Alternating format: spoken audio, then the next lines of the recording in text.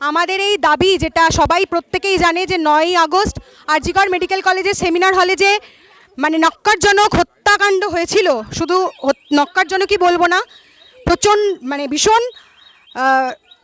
ভীষণ বাজেভাবে যে কাণ্ডটিকে সাজানো হয়েছে, তারও প্রতিবাদ মিছিল আমাদের এই আন্দোলন চলছে এবং চলবে।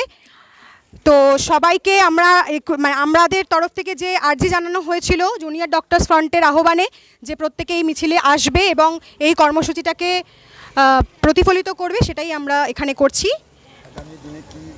আগামী দিনে আমরা এটাই চাইবো যে কালকে যে 5ই সেপ্টেম্বর সুপ্রিম কোর্টে যে হিয়ারিং হয়েছিল, তার on the eve of 5 September আমাদের এই কর্মসূচি ছিল, কিন্তু সন্ধেবেলা জানা গেছে যে এই ওনাদের যে শুনানি হিয়ারিং ডেট সেটা পিছিয়ে গেছে, সেটা পোস্টপন্ড হয়ে গেছে। আমাদের এখন all eyes are on supreme court, আমাদের সুপ্রিম কোর্টের দিকেই চোখ থাকবে। আমরা চাই এর শেষ না দেখে আমরা ছাড়বো না।